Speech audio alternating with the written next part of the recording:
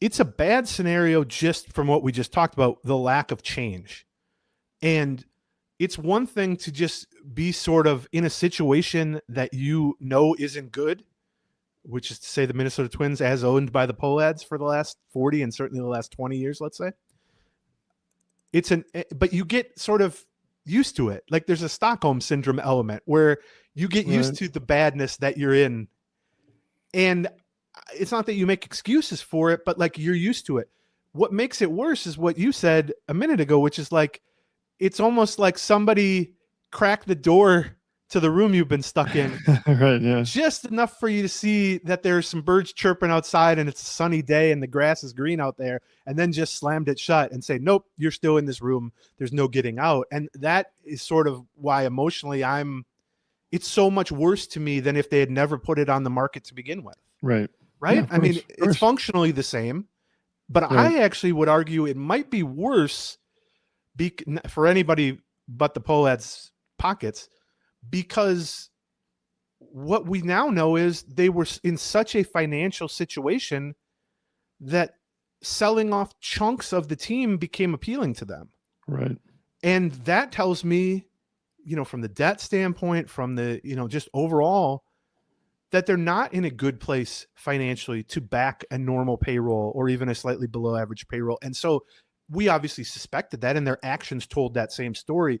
But it almost feels like a worst case scenario as opposed to the bad scenario we've had, because not only are you stuck with the Pohlads, not only has nothing changed, not only did you get your hopes up only for that door to be slammed in your face, but now we know that financially they're in I don't know if it's a bad spot. I'll just say their financial circumstances are such that they viewed needing to bring in hundreds of millions of dollars, which they've never done before. And that they racked up that much hundreds of millions of dollars of debt to begin with, right, in a fairly short period of time. And so, yeah, that becomes the question becomes, now what? And that, what's different from us is there is no floor really on what could happen at this point, right? We know that they're in a bad situation. We know that they've, got a temporary reprieve from that bad situation. Right. But, whatever the factor was that led to that amount of debt, I don't think that factor, there's no reason for us to think those factors have changed, and that they're going to continue to struggle with something like cash flow.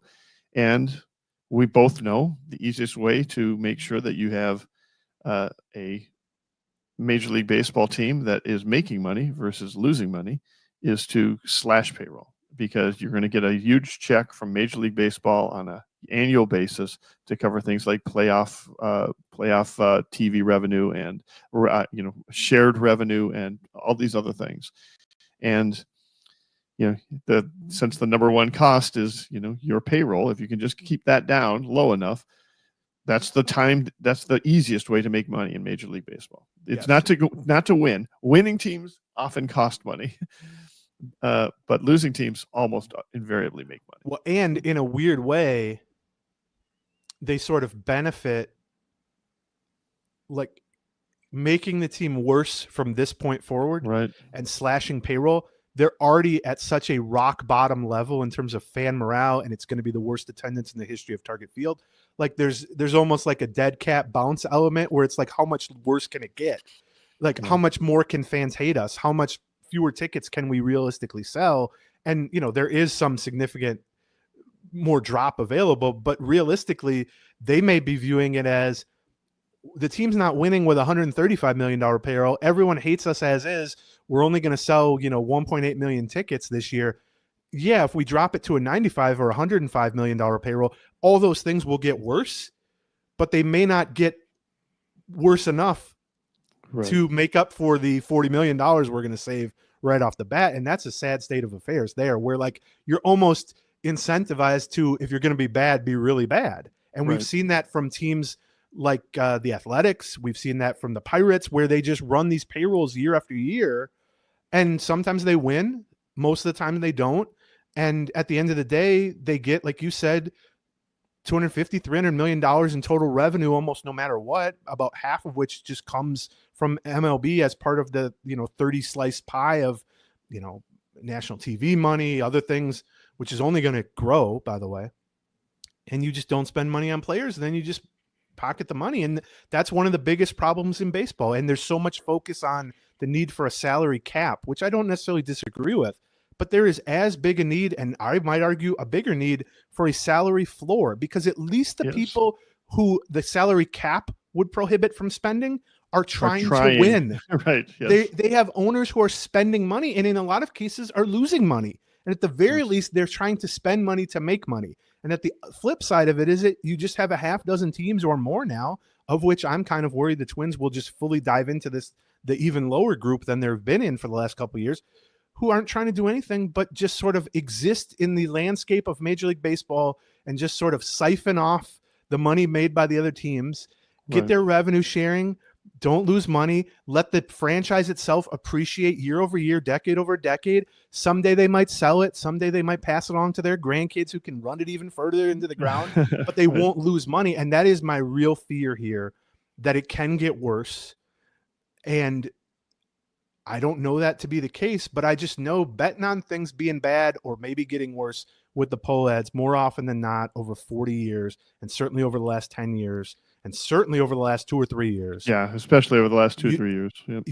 You very rarely go wrong sort of betting on that to be the case. And, you know, as we look forward to next season or just the future in general, if look, they're already spending at Metrodome era levels. And I know that's hard. We talked about this in more depth on the podcast, so I won't review the whole thing, but I know people see the raw payroll figures. Like this year was 3 million or something like that coming into the year, something like that. And it's like, well, yeah, that's down from 2 years ago when it was 160, but 143 million is so much more than they used to spend. And that is true just in terms of raw money. But look around you in the world. Everything is significantly more money than it was 5 or 10 years ago. Sure, of course. I mean, go buy a large fry at McDonald's. It's 3 times what it was 10 years ago or whatever. And so the only real way that you can meaningfully compare payroll decade by decade or even year by year is to compare it to the league as a whole. In other words, what is the league spending on payroll, all 30 teams, and what are the Twins spending relative to that? And I will tell you, having shed $25 million immediately at the trade deadline from this year's payroll, and having shed roughly $45 million in projected payroll for 2026, they now, for back-to-back years, so last year they spent at about 76% of the Major League average, which is to say about $40-something million below the average of the 30 teams. And this year, their functional payroll, after shedding so much at the deadline, is right now about 77% of the Major League average. So basically identical. 77% of the Major League average, which, like I said, is somewhere between 40 and 50 million below average. Right. The last time before these last 2 years that they had a payroll that was less than 80% of the Major League average was 2009, which was the final season of the Metrodome before they moved into Target Field. The whole premise of which was that they would be able to spend more and be more competitive and all that. Right. And the other thing I will say is that year was not an outlier in terms of their spending. From 2005 to 2009, so the final 5 years of the Metrodome, they spent 77% of the Major League average, which is precisely where they've been for the last 2 years. And welcome to the end of this video. There's lots more. For another, just click on one of these boxes.